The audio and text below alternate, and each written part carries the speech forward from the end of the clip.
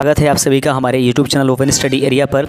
आइए देख लेते हैं भारतीय भूगोल के बचे हुए वे सभी कंटेंट। जिस पहले वीडियो में हमने भारतीय भूगोल के महत्वपूर्ण चीज़ों को प्रदान कर दिया है, उसमें के 9 टॉपिक और बचे हुए थे जिसके बारे में मैंने कहा था कि आपको हम पढ़ा देंगे। तो आइए बचे हुए 9 टॉपिक पढ़ लेते हैं जो कि बहुत ही इंपॉर्टेंट है। इसमें जलवायु, नदियाँ, अफवाह तंत्र, ये सारी चीज़ें पढ़ाई जाएंगी। तो बने रहिएगा, बिल्कुल कोशिश मत कीजिएगा इधर से हिलने के लिए, बने रहिए हमारे साथ और आज इस वीडियो को क्लियर कर लीजिए। भारतीय मानसून का वर्णन सबसे पहले किस अरब विद्वान द्वारा किया गया? तो भारतीय मानसून के वर्णन का जो सबसे पहले वर्णन किया गया है तो सबसे पहले है अल मसूदी के द्वारा इसका वर्णन किया गया है। आगे है कि भारत की जलवायु की सबसे महत्वपूर्ण विशेषता कौन सी है? तो पवनों की दिशा में परिवर्तन ही भारतीय जलवायु की महत्वपूर्ण विशेषता रहेगी। तमिलनाडु में शरदकालीन वर्षा अधिकांशतः जिन कारणों से होती है वह कौन है? उत्तरी पूर्वी मानसून की वजह से तमिलनाडु में शरदकालीन में भी वर्षा होती है। देश के किस भाग में मानसून अरब सागर व पश्चिम बंगाल की खाड़ी दोनों ही शाखाओं से वर्षा कराती है? सही आंसर है पंजाब में जो है वर्षा अरब सागर की वजह से और बंगाल की खाड़ी दोनों की वजह से होती है। आगे है कि असम, पश्चिम बंगाल तथा उड़ीसा राज्यों में मानसून पूर्व अब आने वाली त्वरित झंझाएं किस नाम से जानी जाती है? तो असम, पश्चिम बंगाल तथा उड़ीसा राज्यों में मानसून जो है पूर्व से आने वाली त्वरित जो झंझाएं होती है उसको नॉर्वेस्टर्स के नाम से हम जानेंगे। बने रहिएगा क्योंकि दोस्तों सभी कंटेंट हमने अपने YouTube चैनल पर आपके लिए उपलब्ध करा दिया है। बचे हुए 2-3 जो कंटेंट है इसमें से एक होता है रीजनिंग और मैथ्स के, तो रीजनिंग और मैथ का जो वीडियो है वो कल दोपहर में हम जो है आप सभी के लिए प्रदान कर देंगे। उसके बाद बचेगा एक हिंदी जिसको 75 नंबर के लिए, तो उसका PDF हम बनाने की पूर्णतः कोशिश कर रहे हैं और हो सकता है कि 1 से 2 दिन के अंदर वो भी हम प्रदान कर दें। इस प्रकार से पूरी कंटेंट आपको उपस्थित करा दिया गया है इस YouTube channel open study area पर। कहीं से भी जा करके पढ़ते रहिए। अब बारी आ जाएगी कि अब बचे हुए दिनों में हम लोग रिवीजन करें और टेस्ट सीरीज लगाने की कोशिश करें। तो टेस्ट सीरीज पर भी काम हमारा चल रहा है और जल्द ही जल्द 2 से 3 दिनों के अंदर जो है टेस्ट सीरीज उसके बाद शुरू हो जाएगा। 10 से 15 टेस्ट सीरीज हम लोग चलेंगे, 10 से 11 लेकर चलेंगे। इस प्रकार से उम्मीद करते हैं कि सारे कंटेंट बेहतर हो जाएगा और आप एग्जाम्स में आराम से बैठ करके इसको करते जाइएगा। भारत के कोरोमंडल तट, आगे प्रश्न है कि भारत के कोरोमंडल तट सर्वाधिक वर्षा होती है अक्टूबर-नवंबर में। भारत के कोरोमंडल तट पर सर्वाधिक वर्षा कब होती है? अक्टूबर और नवंबर में। भारत के उत्तर पश्चिमी भाग में शीतकालीन वर्षा का कारण है पश्चिमी विक्षोभ की वजह से उत्तर पश्चिमी भाग में शीतकालीन वर्षा होता है। भारतवर्ष में सर्वाधिक वर्षा डैश क्षेत्र में होती है? पश्चिमी घाट और हिमालय क्षेत्र तथा मेघालय की वजह से। प्रश्न है कि भारतवर्ष में सर्वाधिक वर्षा क्षेत्र में होती है? तो पश्चिमी घाट और हिमालयी क्षेत्र में तथा मेघालय की वजह से भारतवर्ष में सर्वाधिक वर्षा होती है। आगे है कि भारत में सर्वाधिक वर्षा प्राप्त करने वाला स्थान कौन सा है? मानसीराम इसका सही हो जाएगा, मासिनराम इसका सही आंसर हो जाएगा। आगे बढ़ते चलते हैं। एक कहता है कि मासिनराम और चेरापूंजी में अधिक वर्षा होती है क्योंकि यहाँ की पहाड़ियाँ कीप की आकृति की है। तो मानसीराम में और फिर चेरापूंजी में अधिक वर्षा होती है, ये बात आप ध्यान रखिएगा। और इसका मुख्य कारण क्या है कि यहाँ पहाड़ियाँ कीप की आकृति की है, इसीलिए ऐसा घटना घटित होता है। आगे है कि दिल्ली में अधिक वर्षा तापांतर का कारण है। दिल्ली में अधिक वार्षिक तापांतर का मुख्य कारण क्या है? समुद्र से अधिक दूरी होने की वजह से। आगे है कि भारत के किस भाग में सर्वाधिक दैनिक तापांतर पाया जाता है? तो भारत के राजस्थान के मरुस्थलीय क्षेत्र में सर्वाधिक तापांतर पाया जाता है। तापांतर का मतलब होता है कि दिन के समय कुछ और जैसे ही शाम हो जाए ताप में गिरावट भारी मात्रा में आ जाए। जम्मू कश्मीर में होने वाले शीतकालीन वर्षा का क्या कारण होता है? इसका भी सही आंसर है पश्चिमी विक्षोभ की वजह से होता है। यदि भारत में कर्क रेखा के स्थान पर विषुवत रेखा हो तो होती है, तो यहाँ की जलवायु पर क्या प्रभाव पड़ता है? यदि भारत में कर्क रेखा के स्थान पर विषुवत रेखा होती तो यहाँ की जलवायु पर क्या प्रभाव पड़ेगी? अधिक ताप एवं अधिक वर्षा होने लगेगी। आगे है कि भारत का अधिकांश भाग कर्क रेखा के उत्तर में स्थित है पर इसे एक उष्णकटिबंधीय देश कहा जाता है। ऐसा कारण है कि देश की जलवायु का निर्धारण उष्णकटिबंधीय मानसून के द्वारा होती है। यही कारण है कि इसको उष्णकटिबंधीय मानसून वाला देश कहा जाता है। पुणे में मुंबई के कम वर्षा होती है। पुणे में मुंबई से कम वर्षा होती है क्योंकि यह वृष्टि छाया में पड़ता है। आगे क्वेश्चन है, मानसून जलवायु की प्रमुख विशेषता है। मानसून जलवायु की प्रमुख विशेषता क्या है? वायु की दिशा में मौसमी परिवर्तन। प्रश्न कहता है कि मानसूनी जलवायु की प्रमुख विशेषता क्या है? वायु की दिशा में मौसमी परिवर्तन। आगे प्रश्न कहता है कि भारत के उत्तर पश्चिम भाग में शीतकाल में वर्षा होती है पश्चिमी विक्षोभों से। भारत के उत्तर पश्चिमी भाग में शीतकाल में वर्षा क्यों होती है? सही आंसर है पश्चिमी विक्षोभ की वजह से। आगे प्रश्न है कि भारत के उत्तरी मैदानों में शीतकाल में वर्षा होती है। भारत के उत्तरी मैदान में शीतकाल में वर्षा क्यों होती है? सही आंसर है पश्चिमी विक्षोभ से ये वर्षा होती है। चेन्नई में जाड़ों में वर्षा होती है, इसका मुख्य कारण क्या है? चेन्नई में जाड़ों के दिन में भी वर्षा होती है। सही आंसर है उत्तर पूर्वी मानसून की वजह से चेन्नई में जाड़े के दिन में भी वर्षा होती है। आम्र वर्षा या बिहार एवं बंगाल में मार्च एवं अप्रैल में होने वाली वर्षा को कहते हैं। मुख्य रूप से बिहार एवं बंगाल के क्षेत्रों में जो है वो मार्च और अप्रैल के महीने में जो वर्षा होती है उसको आम्र वर्षा के नाम से जानते हैं। अक्टूबर गर्मी का प्रमुख कारण है, तो अक्टूबर में गर्मी का प्रमुख कारण उच्च आर्द्रता के साथ संबंध उच्च दाब। आगे बढ़ते चलते हैं। मानसून किस अरब का शब्द है? मानसून किस भाषा का शब्द है? सही आंसर है यह अरबी भाषा का एक शब्द है। उत्तर पूर्वी मानसून से सबसे अधिक वर्षा प्राप्त करने वाला राज्य है तमिलनाडु। प्रश्न आपके सामने है कि उत्तर पूर्वी मानसून से सबसे अधिक वर्षा प्राप्त करने वाला राज्य कौन सा है? तमिलनाडु इसका राइट आंसर हो जाएगा। आइए बढ़ते चलते अपने अगले नंबर कंटेंट की तरफ। अब हम अगले बिंदु में पढ़ेंगे भारत के वन। भारत के वनों से संबंधित क्वेश्चंस आपके सामने है। प्रश्न कहता है कि राष्ट्रीय वन नीति के अनुसार पर्यावरण की दृष्टि से देश के कम से कम कितने हिस्से के क्षेत्रफल पर वनों का आरोहण होना आवश्यक है? 33% इसका सही आंसर हो जाएगा। केंद्र सरकार द्वारा नई वन नीति की घोषणा किस वर्ष की गई थी? 1988 ईस्वी में नौ वन नीति को घोषित किया गया है केंद्र सरकार के द्वारा। आगे है भारतीय वन सर्वेक्षण विभाग का मुख्यालय कहाँ स्थित है? देहरादून में। भारत में वन अनुसंधान संस्थान कहाँ स्थित है? देहरादून में। राष्ट्रीय पर्यावरण शोध संस्थान कहाँ स्थित है? तो इसका सही आंसर हो जाएगा नागपुर। इन तीनों क्वेश्चनों को गौर से देख लीजिएगा, बहुत इंपॉर्टेंट पॉइंट है ये, घुमा फिरा कर क्वेश्चन पूछे जाने वाला। आगे बढ़ते चलते हैं। प्रश्न है कि भारत में वृक्षारोपण उत्सव किस वन उत्सव महोत्सव के नाम से जाना जाता है? इसके जन्मदाता कौन है? तो भारत में वृक्षारोपण उत्सव जिसे वन महोत्सव के नाम से भी जाना जाता है, इसके जन्मदाता कौन है? इसका सही आंसर है KM मुंशी इसके जन्मदाता हैं। आगे प्रश्न है कि भारत में वनों की ताज़ा स्थिति के संबंध में रिपोर्ट कौन जारी करता है? भारत में वनों की ताज़ा स्थिति के संबंध में रिपोर्ट कौन जारी करता है? सही आंसर है भारतीय वन सर्वेक्षण विभाग देहरादून जो है वो वनों की ताज़ा स्थिति को रिपोर्ट जारी करता है। देहरादून स्थित फॉरेस्ट सर्वे ऑफ इंडिया द्वारा कितने वर्षों के अंतराल पर वन संबंधी रिपोर्ट जारी किए जाते हैं? 2 वर्षों पर। तो देहरादून स्थित फॉरेस्ट सर्वे ऑफ इंडिया द्वारा कितने वर्षों के अंतराल पर वन संबंधी रिपोर्ट जारी किए जाते हैं? 2 वर्षों पर इसका सही आंसर हो जाएगा। वन रोपण प्रक्रिया है, तो वन रोपण प्रक्रिया पेड़ लगाने की प्रक्रिया को कहा जाता है। देश में सर्वाधिक वन क्षेत्र किस राज्य में है? मध्य प्रदेश। पारिस्थितिकी संतुलन बनाए रखने के लिए न्यूनतम वनावरण कितना अनिवार्य है? संपूर्ण भूमि का 33% इसका सही आंसर हो जाएगा। भारतीय वन सर्वेक्षण विभाग की स्थापना कब की गई थी? 1981 ईस्वी में। भारतीय वन सर्वेक्षण विभाग की स्थापना 1981 ईस्वी में की गई थी। वनों की सुरक्षा के लिए स्वतंत्रता प्राप्ति के पश्चात सर्वप्रथम किस वर्ष सरकार द्वारा वन नीति की घोषणा की गई? 1952 ईस्वी में। तो वनों की सुरक्षा के लिए स्वतंत्रता प्राप्ति के पश्चात सर्वप्रथम किस वर्ष सरकार द्वारा वन नीति की घोषणा की गई है? 1952 में।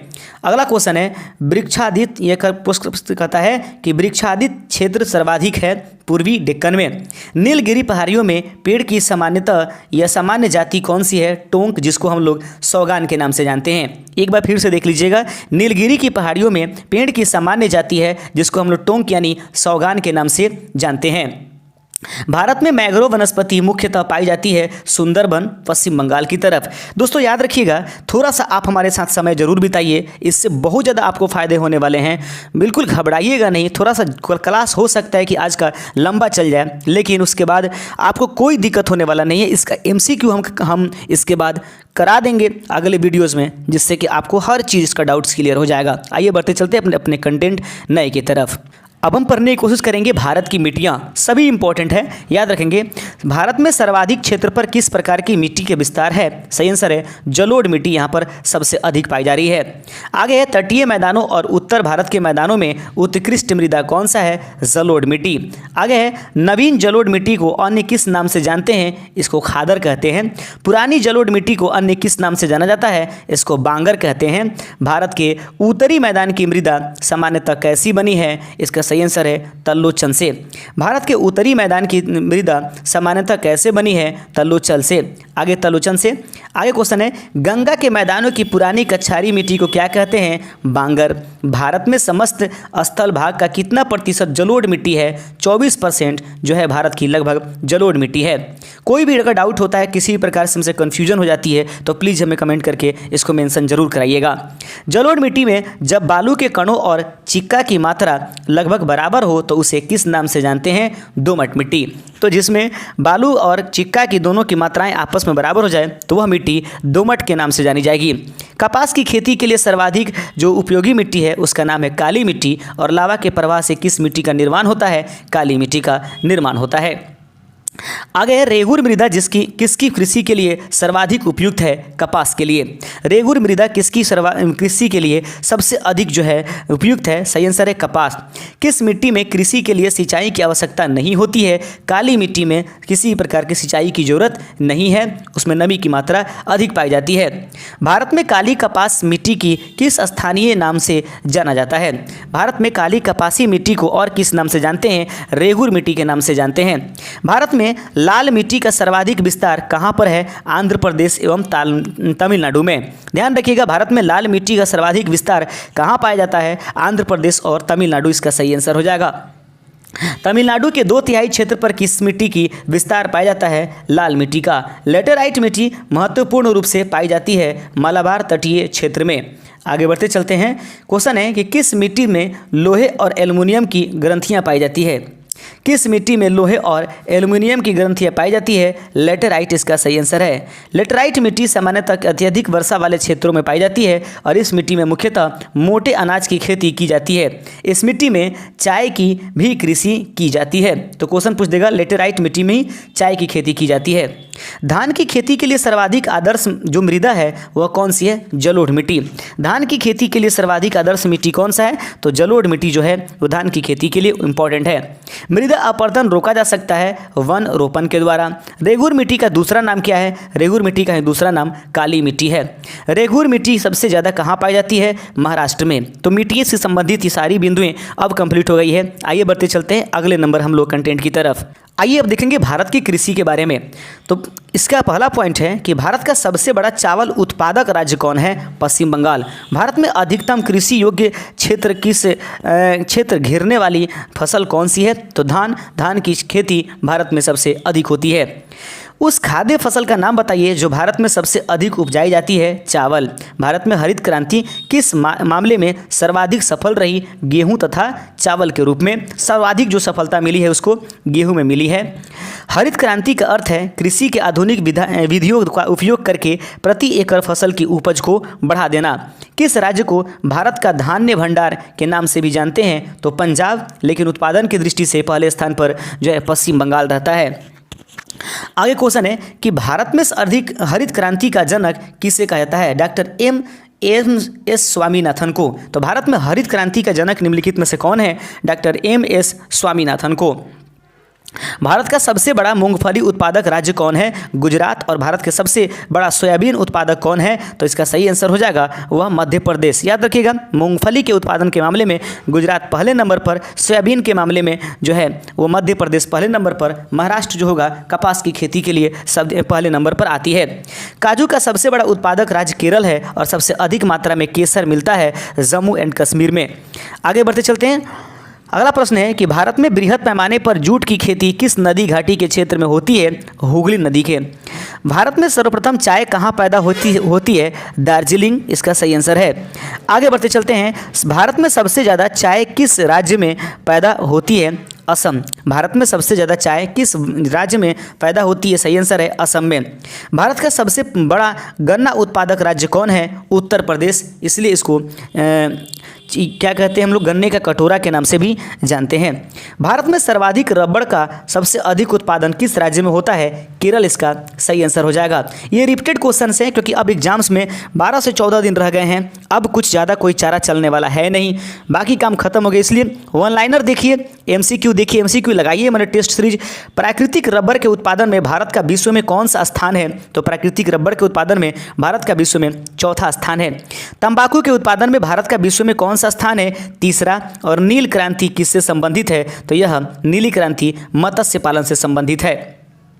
आगे है, दूध उत्पादन में भारत का विश्व में कौन सा स्थान है? तो दूध उत्पादन में भारत का प्रथम स्थान है।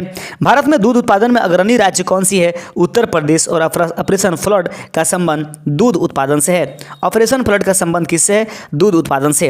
आगे क्वेश्चन है कि भारत में ऑपरेशन फ्लड कार्यक्रम का प्रारंभ कब शुरू हुआ था? 1970 ईस्वी में। श्वेत क्रांति का संबंध किससे है? तो दूध उत्पादन से।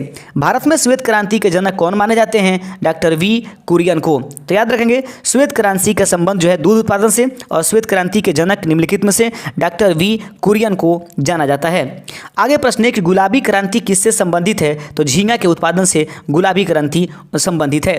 अगला पॉइंट है, खरीफ की फसल काटी जाती है नवंबर के प्रारंभ में। गोल क्रांति का संबंध किससे है? आलू उत्पादन से गोल क्रांति का संबंध है। जूट सबसे अधिक कहाँ पाया जाता है? बंगाल के डेल्टाई क्षेत्र में। नीलगिरी के पहाड़ी क्षेत्रों में किसकी खेती की जाती है? कॉफी का। दक्षिण भारत में सर्वाधिक चाय उत्पादन करने वाला राज्य कौन है? तो चाय उत्पादन सबसे अधिक कहाँ होता है?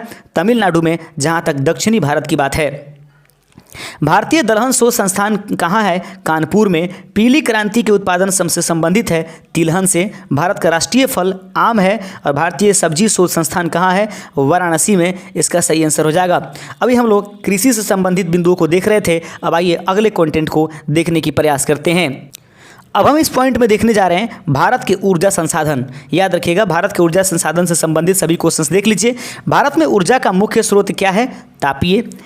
चेन्नई के समीप कलपक्कम नामक स्थान पर किसकी स्थापना की गई है? नाभिकीय ऊर्जा संयंत्र। तो क्वेश्चन पूछ देगा, नाभिकीय ऊर्जा संयंत्र का जो स्थापना है वो कहाँ किया गया है? चेन्नई में एक जगह है कलपक्कम, वहाँ पर इसका नाभिकीय ऊर्जा संयंत्र का क्या किया गया है? स्थापना किया गया है। अगला क्वेश्चन है, काकरापार परमाणु शक्ति केंद्र किस राज्य में है? काकरापार परमाणु शक्ति केंद्र किस राज्य में है? गुजरात इसका सही आंसर है। कैगा में होता है नाभिकीय ऊर्जा उत्पादन। कैगा में क्या होता है? नाभिकीय ऊर्जा उत्पादन होता है। भारत का प्रथम परमाणु ऊर्जा उत्पादन केंद्र है तारापुर, जो कि महाराष्ट्र में स्थित है। भूतापीय ऊर्जा पर आधारित मानकीकरण बिजली संयंत्र किस राज्य में स्थित है? हिमाचल प्रदेश इसका सही आंसर हो जाएगा। बिल्कुल अगुताइए नहीं, बिल्कुल हमारे साथ बने रहिएगा। रिपीट कीजिए, चीज़ों को रिपीट कीजिए, 10 से 12 दिन में बहुत आगे जाइएगा। सफलता तो अवश्य मिलकर रहेगी। तालचर एवं इन्नौर उल्लेखनीय है तापीय शक्ति संयंत्रों हेतु। भारत की प्रथम जल विद्युत परियोजना है कावेरी नदी पर शिव समुद्रम परियोजना। तो प्रश्न कहता है, भारत की प्रथम जल विद्युत परियोजना है कावेरी नदी पर शिव समुद्रम परियोजना जो है वह है। आगे है, चूखा जल विद्युत परियोजना जो कि भारत एवं भूटान की संयुक्त परियोजना है, किस नदी पर स्थित है? वांगचू नदी पर। महात्मा गांधी जल विद्युत परियोजना स्थित है कर्नाटक में, शरावती नदी पर उपस्थित है ये। आगे है, दुलहस्ती जल विद्युत परियोजना। याद रखिएगा, ध्यान रखिएगा यहाँ से, दुलहस्ती जल विद्युत परियोजना स्थित है जम्मू कश्मीर में, चिनाब नदी पर। लोकटक शक्ति परियोजना किस राज्य में स्थित है? मणिपुर में। इसका सही आंसर है। इस प्रश्न को थोड़ा सा ध्यान रखिएगा, क्योंकि ये प्रश्न आगे आपको एग्जाम्स में मिलेंगे। पवन ऊर्जा उत्पादन में भारत का विश्व में कौन सा स्थान है? 5वां। पवन ऊर्जा के उत्पादन में भारत का विश्व में कौन सा स्थान है? 5वां। अगला क्वेश्चन है कि भारत में प्रथम जल विद्युत केंद्र की स्थापना 1897 में कहाँ की गई थी? दार्जिलिंग में। तो भारत में जल विद्युत केंद्र जो है वह स्थापित की गई है 1897 ईस्वी में, वह भी दार्जिलिंग में इसको स्थापित किया गया है। अगला है, एशिया की पहली भूमिगत जल विद्युत परियोजना भारत के किस राज्य में स्थित है? हिमाचल प्रदेश। आगे बढ़ते चलते हैं। भारत में विद्युत आपूर्ति सबसे पहले कहाँ शुरू हुई? दार्जिलिंग। ओबरा शहर प्रसिद्ध है थर्मल पावर प्लांट के लिए। अगला क्वेश्चन है कि प्रथम जल विद्युत शक्ति केंद्र जो है वो कहाँ पर स्थापित किया गया? शिव समुद्रम में स्थित किया गया है इसको। उड़ान एवं गैस आधारित शक्ति परियोजना क्या है? महाराष्ट्र में। कहाँ पर है? तो महाराष्ट्र में। उड़ान एवं गैस आधारित शक्ति परियोजना महाराष्ट्र में है। केंद्रीय जल एवं विद्युत शोध केंद्र कहाँ स्थित है? खरगवासला में। और भारत का प्रथम परमाणु ऊर्जा उत्पादन है तारापुर, महाराष्ट्र में। आइए बढ़ते चलते अपने अगले कंटेंट की तरफ। फ्रेंड्स, अब देखने जा रहे हैं भारत के खनिज संसाधनों को। गौर फरमाइएगा। भारतीय खनिज पदार्थों का भंडार गृह कहलाता है। भारतीय खनिज पदार्थों का भंडार गृह निम्नलिखित में से कौन कहलाता है? छोटा नागपुर के पठार को भारतीय खनिज का भंडार गृह कहा जाता है। अगला प्रश्न है कि कर्नाटक राज्य में स्थित बाबा बुदन की पहाड़ियाँ किस खनिज के उत्खनन के लिए प्रसिद्ध है? लौह अयस्क। भारत में सर्वाधिक लोहा उत्पादन करने वाला राज्य कौन सा है? उड़ीसा जो है सबसे अधिक मात्रा में लोहा का उत्पादन करता है। भारत में पाया जाने वाला अधिकांश लौह अयस्क किस प्रकार का है? तो हेमेटाइट के रूप में लौह अयस्क भारत में पाए जाते हैं। जावर एवं रामपुरा आगुचा खनन क्षेत्र किस खनिज से संबंधित है? सीसा एवं जस्ता से। भारत का सर्वाधिक जस्ता उत्पादक राज्य है राजस्थान। भारत में बॉक्साइट का सबसे बड़ा उत्पादक राज्य है उड़ीसा। और जिप्सम प्रचुर मात्रा में कहाँ उपलब्ध है? राजस्थान में। कोडरमा किस खनिज के उत्पादन के लिए प्रसिद्ध है? तो अभ्रक के उत्पादन के लिए कोडरमा जो है बहुत ही प्रसिद्ध है। अभ्रक उत्पादन में भारत का विश्व में कौन सा स्थान है? प्रथम। और भारत में सर्वोच्च श्रेणी संगमरमर किस स्थान पर पाई जाती है? तो सही आंसर है मकराना में यह पाई जाती है। गुजरात में लिखा गया है, गुजरात में बड़ोदरा क्षेत्र की मोतीपुरा खान से कौन सा पत्थर निकाला जाता है? सफ़ेद संगमरमर। तो क्वेश्चन पूछ देगा कि बताइए भारत में गुजरात शहर के कौन से क्षेत्र है जहां पर सफ़ेद संगमरमर निकाली जाती है? तो बड़ोदरा क्षेत्र के मोतीपुरा खान से यह सफ़ेद संगमरमर निकाली जाती है। अगला क्वेश्चन है कि कोलार स्वर्ण खदान किस राज्य में स्थित है? तो कोलार स्वर्ण खदान किस राज्य में स्थित है? कर्नाटक इसका सही आंसर होगा।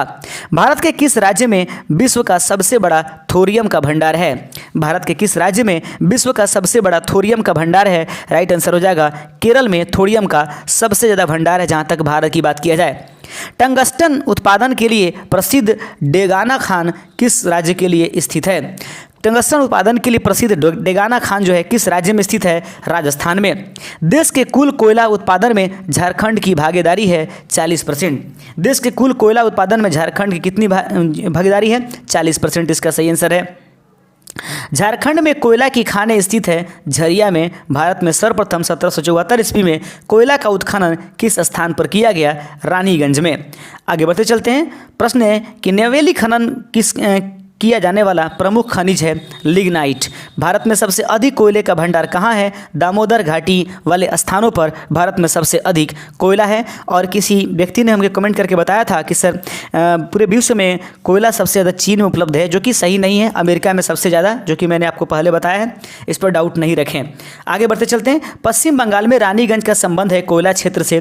भारत में सर्वाधिक कोयला भंडार पाया जाता है झारखंड में। झरिया कोयला क्षेत्र झारखंड के किस जिले में स्थित है? धनबाद में। आगे बढ़ते चलते हैं। किस नदी घाटी को भारत का रूर कहा जाता है? दामोदर घाटी को भारत का रूर कहा जाता है। अगला बिंदु है संचित भंडार एवं उत्पादन की दृष्टि से भारत का सबसे बड़ा कोयला क्षेत्र कहाँ है? दामोदर घाटी कोयला। यदि आपको वीडियो फास्ट चल रहा होगा तो उसको स्लो कर लीजिएगा, और अगर स्लो आपको लगे तो उसको फास्ट करके देखिएगा जिस प्रकार के है। भारत में खनिज तेल का उत्पादन सर्वप्रथम प्रारंभ किया गया था डिगबोई में। उम्मीद करते हैं कि सारे बिंदु आपको क्लियर होते जा रहे होंगे। तेल एवं प्राकृतिक गैस आयोग की स्थापना कब हुई थी? 1956 ईस्वी में। लिखा गया है काइकालूर खनिज तेल किस नदी घाटी परियोजना में स्थित है? तो कृष्णा गोदावरी पर यह उपस्थित है। गुजरात का सर्वाधिक महत्वपूर्ण तेल क्षेत्र है अंकलेश्वर। और विश्व का सर्वोत्तम किस्म का अवरक पाया जाता है हजारीबाग में। भारत की सबसे महत्वपूर्ण यूरेनियम खान कहाँ स्थित है? तो ये जादूगोड़ा में उपस्थित है। वैलाडीला किसके लिए प्रसिद्ध है? लौह अयस्क के लिए वैलाडीला जो है प्रसिद्ध है। आगे है खेतरी किसके लिए प्रसिद्ध है? तांबा के लिए। और भारत में अंकलेश्वर किसके उत्पादन के लिए जाना जाता है? पेट्रोलियम के लिए। आगे बढ़ते चलते हैं। प्रश्न है कि भारत का डायनामाइट लिमिटेड केंद्र कहाँ स्थित है? तो भारत का डायनामाइट लिमिटेड केंद्र जो है वो हैदराबाद में उपस्थित है। उम्मीद करते हैं कि भारत के खनिज से संबंधित ये संसाधनों से संबंधित भी बिंदुएं क्लियर हो जा रही होंगी। एक बार इसको जरूर रिपीट कर लीजिएगा ताकि हर चीज़ आपके दिमाग में बैठ जाए। बढ़ते हैं अपने अगले टॉपिक की तरफ। इसी का अगला बिंदु देख लेते हैं। फ्रेंड्स, अब देखने जा रहे हैं हम लोग बिंदु हैं हमारे पास भारत की जनजातियां, जो कि एक बहुत ही इंपॉर्टेंट कंटेंट है। प्रश्न कहता है कि पनियान तथा इरूला जनजातियां किस राज्य में निवास करती है? केरल में। दफला एवं सिंहपो जनजाति किस प्रदेश में निवास करती है? अरुणाचल प्रदेश। लेप्चा तथा भूटिया जनजातियां निवास करती है सिक्किम में। आदिवासी समूह सहारिया का संबंध किस राज्य से है? राजस्थान से। आगे है मुंडा जनजाति कहाँ रहती है? झारखंड में। और कुकी जनजाति कहाँ रहती है? मणिपुर में। इन दोनों बिंदुओं को अलग अलग तरीके से याद रखिएगा। गारो, खासी एवं जनजातियाँ। जनजातियाँ किस राज्य में प्रमुख रूप से निवास करती है? मेघालय में गारो, खासी एवं जनजातियाँ तीनों ही जनजातियाँ निवास करती है। आओ जनजाति संबंधित है असम से। गोंड जनजाति का निवास क्षेत्र है आंध्र प्रदेश। भारत का सबसे बड़ा जनजातीय समूह गोंड है, इसके पहले भील था। याद रखिएगा, कोई अब ये मत कमेंट कर दीजिएगा कि सर ये भील होगा। मैं आपको स्पष्ट करा दे रहा हूँ कि भारत का सबसे बड़ा जनजातीय समूह गोंड है, इसके पहले भील को कहा जाता था। चेंचू जनजाति, आगे प्रश्न है, चेंचू जनजाति किस प्रदेश के निवासी है? आंध्र प्रदेश। उरांव जनजाति किस राज्य से संबंधित है? झारखंड। टोडा जनजाति कहाँ पाई जाती है? नीलगिरी की पहाड़ियों में।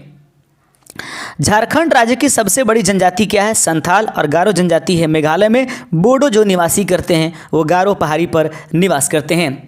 गद्दी नोक निवासी हिमाचल प्रदेश की भील जनजाति कहाँ पाई जाती है? महाराष्ट्र में। भारत की सर्वाधिक बड़ी जनजाति कौन सी है? गोंड। बिरहोर का शाब्दिक अर्थ है जंगल का आदमी। बिरहोर का शाब्दिक अर्थ क्या है? जंगल का आदमी।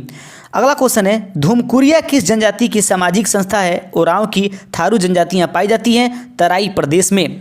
भील जनजाति भारत में सर्वाधिक पाई जाती है मध्य प्रदेश में, और भारत का सबसे बड़ा जनजाति समूह है गोंड। इसको बार बार आपके पास दिखाया जा रहा है। चेंचू जनजाति किस क्षेत्र के निवासी है? आंध्र प्रदेश। और उरांव जनजाति किस राज्य से है? तो झारखंड से। उम्मीद करते हैं कि ये जनजातियों से संबंधित प्रश्न भी मैक्सिमम आप क्लियर कर लिए होंगे। आगे बढ़ते चलते हैं, अपने अंतिम जो पॉइंट है जो एग्जाम्स में भारत की जो भूगोल है उससे पूछे जा सकते हैं, तो इंपॉर्टेंट है, देख लीजिएगा अगला पॉइंट। तो फ्रेंड्स, अब इसमें देखेंगे नदियों के किनारे अवस्थित नगर। याद रखिएगा, इससे क्वेश्चंस आपके एग्जाम्स में देखने के लिए अवश्य मिलेंगे। नदियों के किनारे अवस्थित नगर कौन कौन से हैं? नासिक किस नदी के किनारे स्थित है? गोदावरी नदी के किनारे नासिक स्थित है। किस नदी के तट पर गोरखपुर स्थित है? राप्ती नदी के तट पर। गंगा, यमुना और अदृश्य सरस्वती के संगम पर स्थित नगर है इलाहाबाद। तो नासिक किस नदी किनारे स्थित है? गोदावरी किस नदी के तट पर? गोरखपुर स्थित है। राप्ती और गंगा, यमुना और अदृश्य सरस्वती के संगम पर स्थित नगर है इलाहाबाद। आगे क्वेश्चन है कि गोवा राज्य की राजधानी पणजी किस नदी के किनारे स्थित है? मांडवी। तो गोवा राज्य की राजधानी पणजी किस नदी के किनारे स्थित है? मांडवी नदी के किनारे स्थित है। आगरा किस नदी के किनारे स्थित है? यमुना नदी के किनारे। जम्मू कश्मीर की राजधानी श्रीनगर किस नदी के तट पर स्थित है? झेलम। याद रखिएगा, आगरा यमुना नदी के किनारे और जम्मू कश्मीर की राजधानी श्रीनगर जो है झेलम नदी के किनारे। सूरत किस नदी के किनारे है? ताप्ती नदी के। और उज्जैन किस नदी के किनारे है? क्षिप्रा नदी किनारे। जमशेदपुर किस नदी किनारे है? स्वर्णरेखा। नासिक किस नदी किनारे है? गोदावरी नदी के किनारे उपस्थित है। आगे बढ़ते चलते हैं, जौनपुर किस नदी तट पर स्थित है? गोमती। गंगा नदी किनारे स्थित सबसे बड़ा शहर कौन सा है? कानपुर जो है गंगा नदी किनारे स्थित रहने वाला सबसे बड़ा शहर माना जाता है। स्टील सिटी राउरकेला किस नदी किनारे स्थित है? ब्राह्मणी नदी के किनारे स्थित है। अयोध्या किस नदी के तट पर अवस्थित है? सरयू नदी के तट पर दोस्तों उपस्थित है। गंगा नदी के तट पर अवस्थित प्रमुख शहर हरिद्वार, कानपुर, इलाहाबाद, वाराणसी, पटना, मुंगेर, भागलपुर और कोलकाता मुख्य रूप से उपस्थित है। उम्मीद करते हैं, ऐसे तो कोलकाता हुगली नदी किनारे स्थित है, लेकिन उधर से ही जा करके गंगा जो है मिलती है, यही कारण है कि इसको इस बिंदु में शामिल भी किया गया है। उम्मीद करते हैं दोस्तों कि ये सभी बिंदु आपको बिल्कुल अच्छे तरीके से समझ में आ गई होंगी। मैं भी इसको रिपीट कर पाया हूँ, आप भी कर पाए होंगे। तो अगर चैनल पर नए होंगे तो चैनल को सब्सक्राइब जरूर कर दीजिए दोस्त। आगे बढ़ते चलते हैं, कल दोपहर में रीजनिंग और मैथ के क्वेश्चंस आपका पहला वीडियो उपस्थित करा दिया जाएगा। शुक्रिया, जय हिंद।